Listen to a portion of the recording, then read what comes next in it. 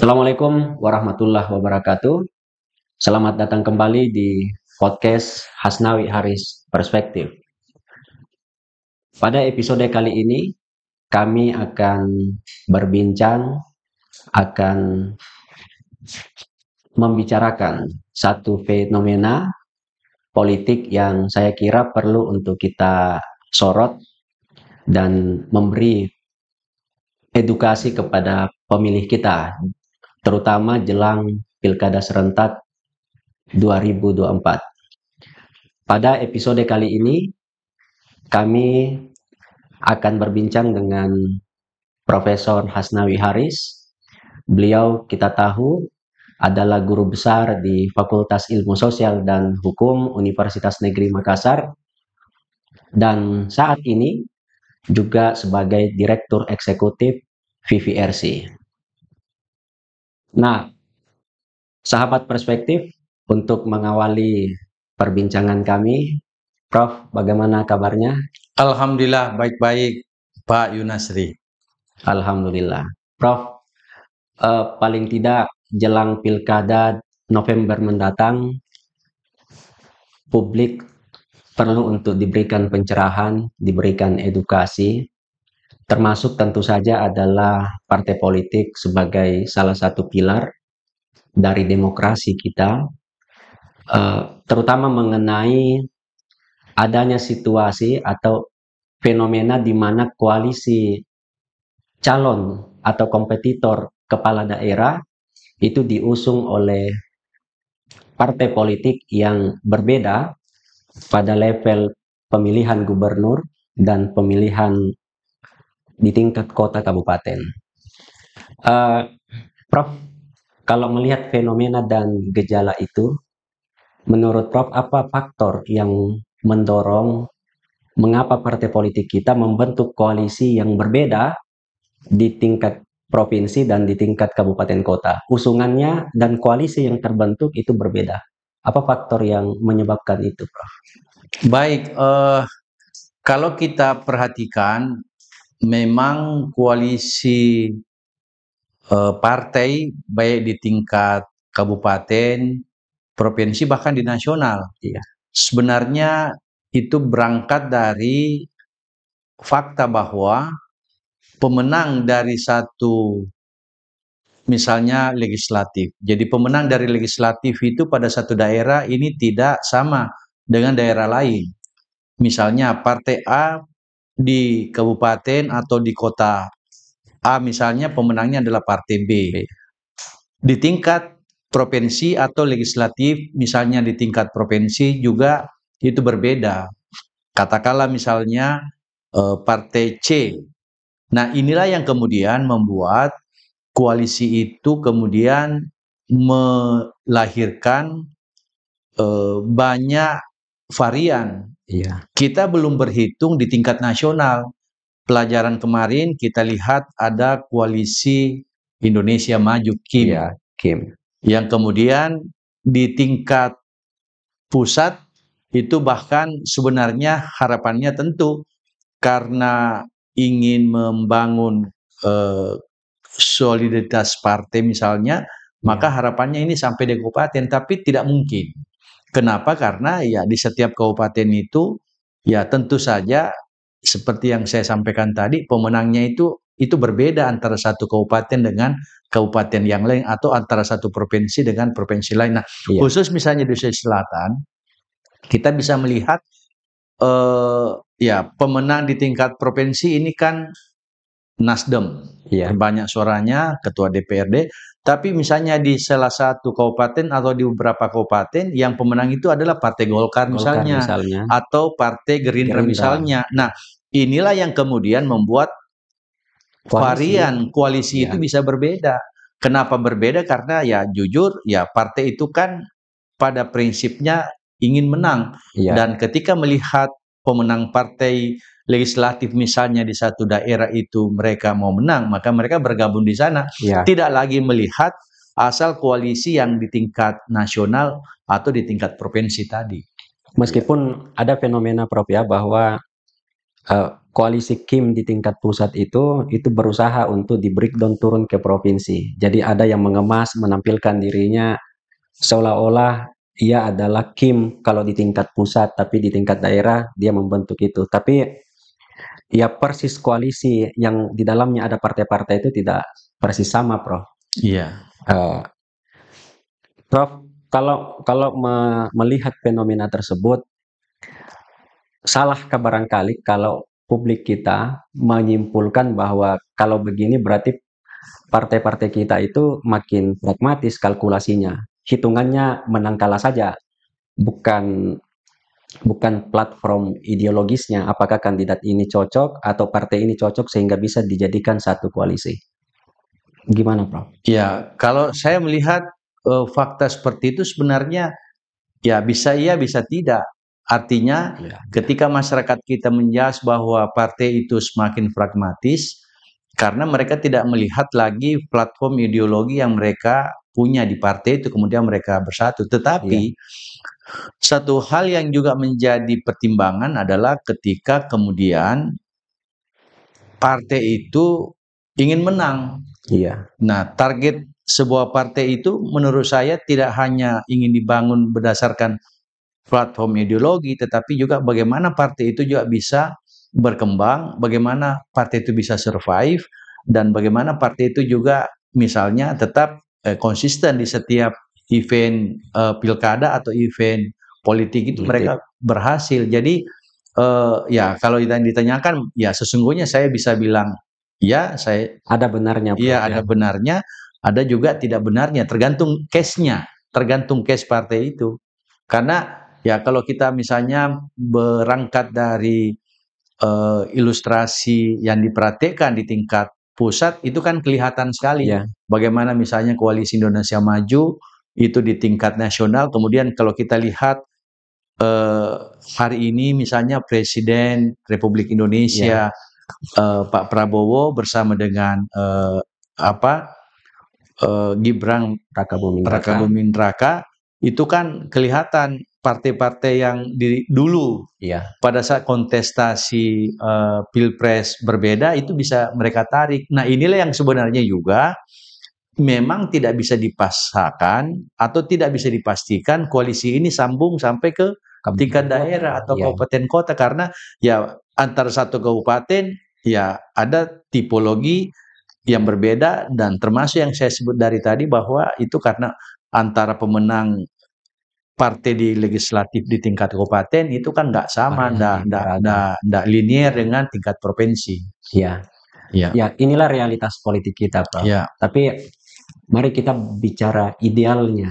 ya. Prof, dengan fenomena dan realitas ini, menurut Prof, idealnya apakah harus nyambung itu, Prof? Bahwa koalisi di pusat, mestinya itu juga yang terbangun di provinsi, itu juga yang terbangun di kabupaten kota. Atau kenyataan politik kita sekarang yang di level-levelnya tersebut variatif, koalisi yang terbentuk, itu sudah situasi yang menurut Prof, itu situasi yang sudah ideal ya, bahwa beginilah sebaiknya kita berdemokrasi elektoral.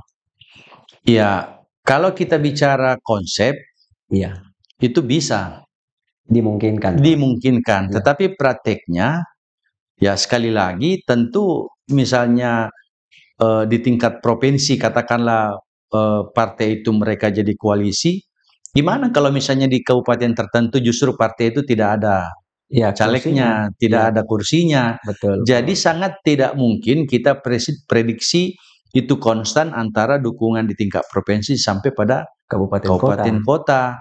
Tetapi kalau kita ingin membangun konsep demokrasi yang sehat sebenarnya harapannya kita tentu ke depan ini kan pilkada serentak 2029 Berikutnya, Prof. berikutnya. Dan itu kalau tidak berubah regulasinya maka koalisi yang kita maksud tadi itu memungkinkan untuk kemudian mereka bersatu dari awal. Ya, bersatu dari awal.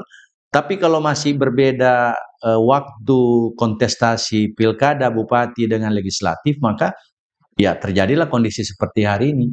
Tapi secara konseptual saya setuju kalau kita bangun sebuah komitmen bahwa ya berpartai politik itu, berpemerintahan itu atau beroposisi itu sebenarnya ya seperti kalau kita ambil contoh Amerika Serikat, Ya, ya mereka itu ya pemenang itu menjadi pemerintah, yang kalah itu jadi oposisi karena memang mereka hanya dua partai. Nah, di kita ini sebenarnya arah kedua partai itu tidak mungkin karena negara kita sedang berkembang dan tentu aspirasi rakyat dengan dengan platform yang ada itu berbeda-beda. Ada yang kelompok nasionalis, ada kelompok ideologis misalnya, atau ada kelompok agama. Iya. Ya. Kalau ini kita sambung ke pemerintahan, Prof. Iya. Bukankah barangkali lebih efektif suatu kebijakan diputuskan kalau koalisi yang ada di provinsi sebagai pemenang misalnya, koalisi yang ada di kabupaten itu relatif partai pengusungnya sama, Prof. Iya. Sehingga kebijakan itu connect-nya lebih cepat, lebih gampang, Prof. Iya. Itulah barangkali yang menjadi alasan, Prof, ya, kenapa tadi Prof mengatakan idealnya ini yang ideal. Iya, ya idealnya seperti itu. Tapi kan ya sekali lagi fakta menunjukkan kan tidak bisa dipastikan. Kabupaten A misalnya pemenangnya partai B, di kabupaten lain justru partai C. Nah, ketika misalnya dalam kontestasi yang lain mereka sama atau tidak sama, yang menyebabkan bervariasi tadi itu. Ya. Iya. Nah, mungkin kalau seandainya kita masih sentralistik, kesatuan yang sentralistik, belum ada otonomi daerah, barangkali dimungkinkan ada regulasi, Prof, untuk memaksa partai-partai itu satu koalisi yang sama dari daerah sampai ke pusat, Prof, ya. Iya, sebenarnya kalau persoalan memaksa atau membuat regulasinya ya tergantung kan aturannya. Tetapi tentu saja aturan itu kan dibuat dengan melihat juga kondisi senyatanya yang ada di masyarakat. Nah, misalnya kalau mereka dipaksakan, itu pada akhirnya akan ada lahir pikiran bahwa aspirasi kita tidak diwakili oleh partai ini, pikiran kita tidak diwakili oleh partai itu misalnya, ya yang kemudian membuat ya justru mereka menganggap ada pemaksaan yang membuat demokrasi itu tidak sehat. Tapi juga misalnya memberi ruang sebesar-besarnya siapapun boleh mendirikan partai dengan syarat-syarat yang longgar, menurut saya juga tidak tepat. Karena kalau itu yang terjadi, akan ada kelompok-kelompok oligarki misalnya yang punya dana besar, modal besar untuk kemudian memastikan bahwa mereka kumpul pada satu titik partai yang bisa menguasai yang lain. Ya. Kalau kita memotretnya, Prof, dari sisi peluang kemenangan dalam pilkada nanti, kan partai kita ini kelihatannya beberapa gamang karena yang diusung di kota atau di kabupaten berbeda dengan di provinsi, Prof. Sehingga memungkinkan untuk paket saat kampanye itu agak berat, Prof. Karena partai di kabupaten yang mengusungnya sangat berbeda dengan yang di provinsi. Nah, fenomena ini menurut Prof bagaimana meresponnya? Iya, kalau kenyataannya bahwa di tingkat provinsi itu berbeda di kabupaten kota misalnya karena usungan dari partai yang berbeda, maka sebenarnya teman-teman yang ada di tim pasangan calon itu harus bisa memastikan pertama bahwa mesin partai harus jalan. Tidak lagi melihat bahwa koalisi itu dari provinsi misalnya atau dari level nasional yang tadi, tapi bagaimana partai pengusung tadi dia dari awal itu bisa dipastikan bahwa tidak hanya secara administrasi itu mendukung pasangan calon, tetapi harus bisa dipastikan bahwa ya jalan ini mesin partai. Nah, kalau itu tidak bisa dipastikan, maka tim pasangan calon ini harus memaksimalkan potensi yang mereka miliki dengan tanda petik mungkin mengabaikan fakta yang tadi itu. Nah, inilah yang sebenarnya penting bagi pasangan calon dan penting juga bagi partai untuk kemudian memastikan bahwa sesungguhnya ya yang namanya usungan itu ya usungan ideologis katakanlah harus menang, maka ya kontrak kemenangan itu dari awal pengusulan atau pengusungan sampai pada kerja-kerja elektoral selanjutnya di tingkat bawah misalnya.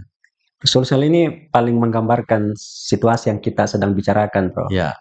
Ada banyak partai yang karena disulselkan hanya 2 pasangan calon di tingkat provinsi, Prof. Partai pengusungnya ini ternyata di kabupaten kota, itu yang berbeda koalisi di provinsi, ternyata menjadi satu koalisi di kabupaten, atau di titik yang lain berbeda. Dan itu membuat partai kita tadi, Prof, menjadi sulit untuk proporsional bekerja memenangkan kandidatnya, karena mereka berhitung bahwa bagusnya kalau kita jalan satu paket saja. Enak, langsung mungkin lebih efektif menggunakan anggaran satu kampanye tapi 2 kandidat yang dikampanyekan. Atau gimana, Prof? Ya, kalau saya lihat itu idealnya, sekali lagi itu idealnya seperti itu, tapi faktanya kan tidak. Sehingga yang memang mereka harus pastikan adalah tentu secara teori lebih mudah. Kalau pasangan di provinsi dengan kabupaten kota itu sama, itu tinggal jual katakanlah partai atau nomor urut. Kalau misalnya dia sama, lebih enak. Lebih enak. Tapi kalau dia berbeda, inilah yang saya bilang tadi dari awal bahwa tim pasangan calon itu harus bisa memastikan bahwa mereka harus bergerak dengan maksimal tanpa melihat apakah mesin partai itu jalan atau tidak.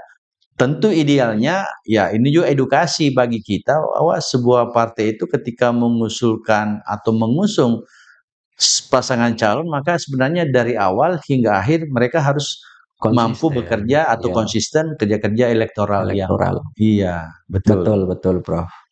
Jadi ini catatan saya kira untuk kita semua, bahwa partai kita meskipun barangkali di tingkat provinsi dan kabupaten kota koalisi yang terbangun berbeda, tetapi kerja-kerja elektoral memenangkan kandidat yang diusung oleh partai itu harus terukur, harus benar-benar bekerja untuk memenangkan. Itulah yang diharapkan. Sebagai kondisi realitas, bagaimana agar ini tetap berjalan, Prof, ya? Iya, karena kan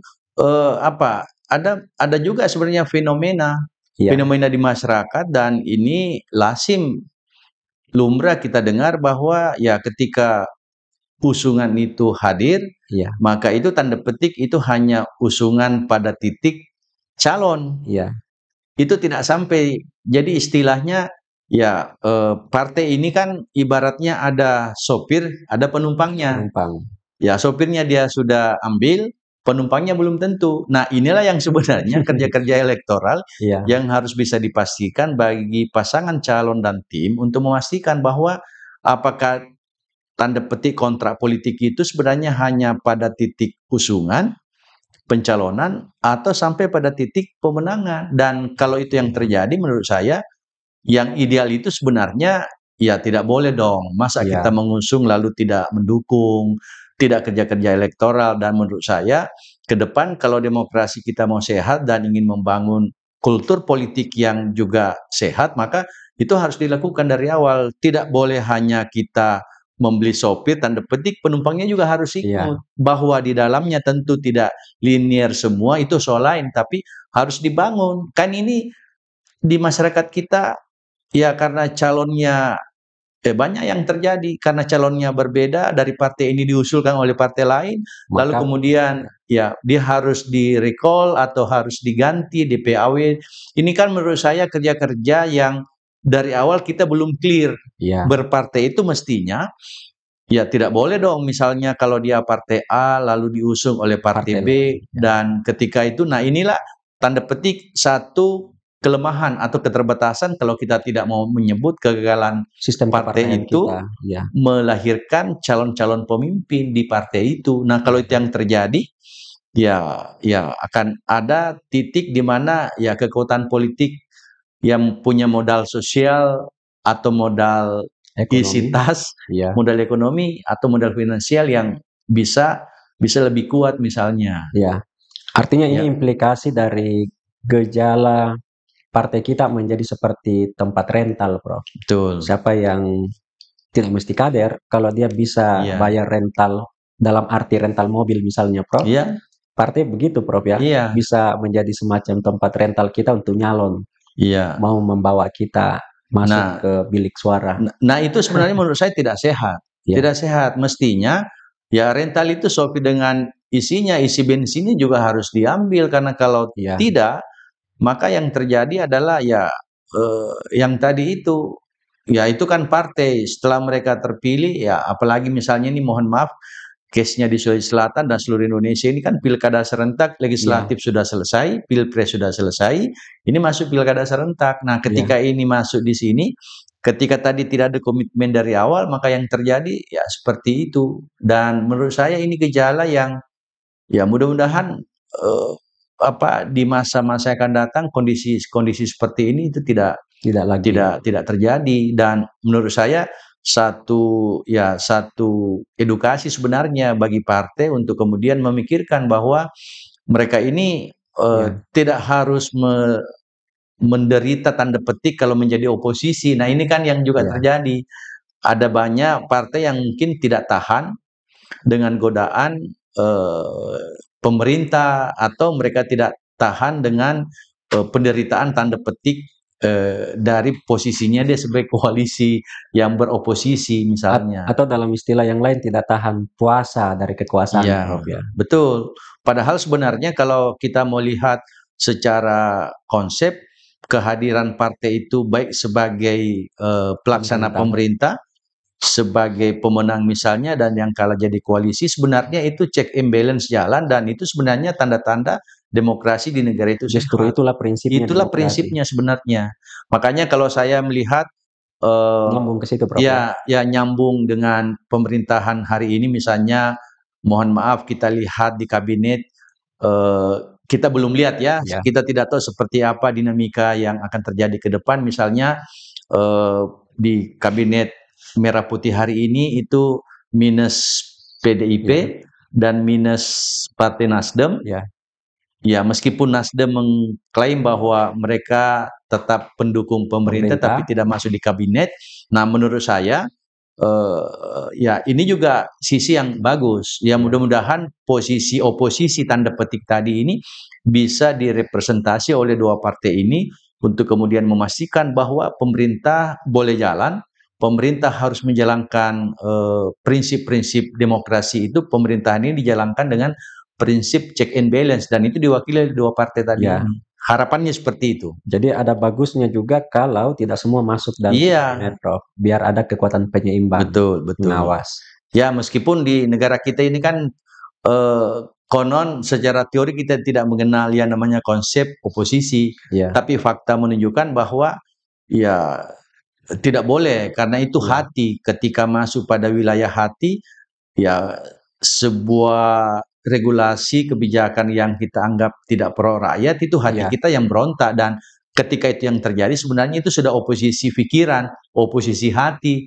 Nah, inilah yang kemudian kita harus bangun secara sehat di partai. Jadi kalau misalnya ya sekali lagi PDIP hari ini dengan Nasdem berada di luar tanda petik misalnya, maka harapannya ini misalnya di parlemen kita benar-benar ada check and balance di situ, ada ya titik keseimbangan, bahwa tidak harus kalau koalisi pemerintah jalan maka tidak boleh ada kritik, tidak boleh ada masukan, tidak boleh ada perlawanan tanda petik, perlawanan pikiran misalnya, atau pertengkaran pikiran dari gagasan dari masyarakat kita yang diwakili oleh anggota legislatif dari partai tadi.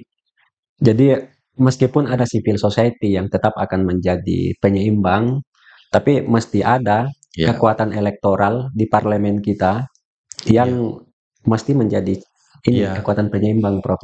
Ya, jadi demokratisasi yang jalan ini kan, ya betul, civil society itu kan wilayahnya di luar. Dia wilayahnya, kalau istilahnya dia di parlemen jalanan, katakanlah seperti itu. Tapi kita butuh juga yang hari ini hadir di parlemen itu benar-benar memposisikan dirinya sebagai oposisi dari pemerintah untuk menyeimbangkan, supaya kemudian apa yang dilakukan oleh pemerintah itu bisa dipotret, bisa dikritik untuk perbaikan yang tentu lebih baik. Ya. Terakhir, Prof. Ya. Kembali ke tema perbincangan kita di awal.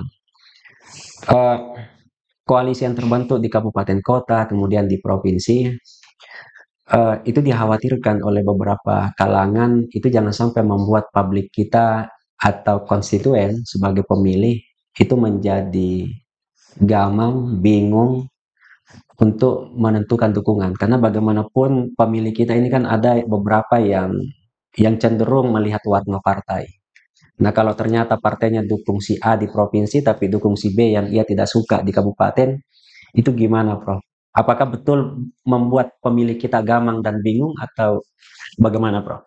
Ya, kalau masyarakat awam tanpa sosialisasi, tanpa sentuhan kampanye misalnya, ya, maka boleh saja mereka bingung. Tapi ya tentu disinilah sebenarnya dibutuhkan terobosan dari pasangan calon bersama timnya untuk memastikan ketika usungan di provinsi dengan kabupaten kota itu berbeda, sehingga tadi identitas warna ini kemudian itu bagian dari sosialisasi bahwa ya partai kita warnanya ini di provinsi ini kita pilih, tapi di kabupaten ini. Nah, inilah yang sebenarnya yang saya sebut dari awal tadi, ya masyarakat awam bisa bingung, tapi dengan penjelasan yang misalnya tepat kepada masyarakat, kita bisa katakan bahwa ya mengapa memilih di provinsi ini, mengapa di kabupaten ini dengan pilihan partai yang misalnya pasangan calon yang berbeda,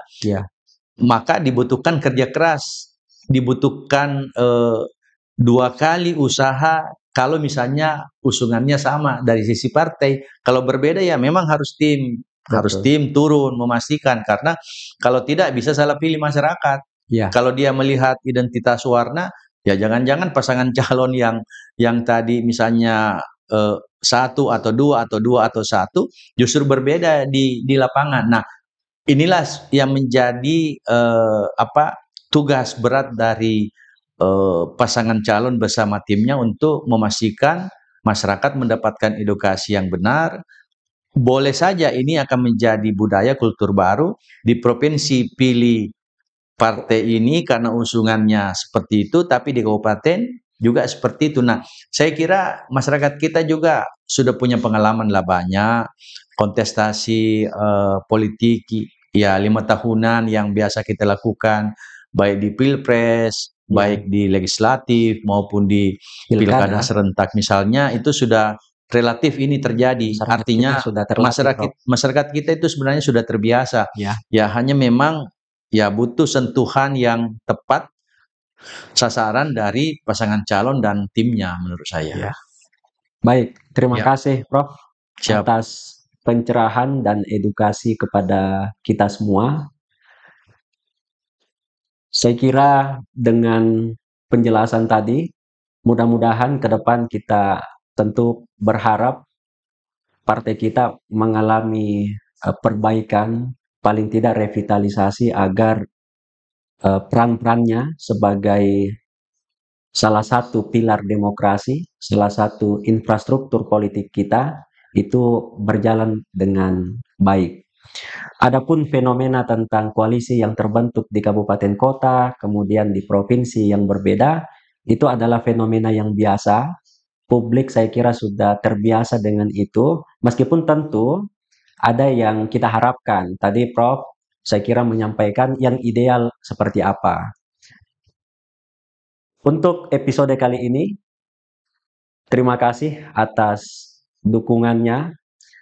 Kami selalu mengharapkan dukungan dari pemirsa semua dengan like, dengan subscribe, dengan men-share video-video kami.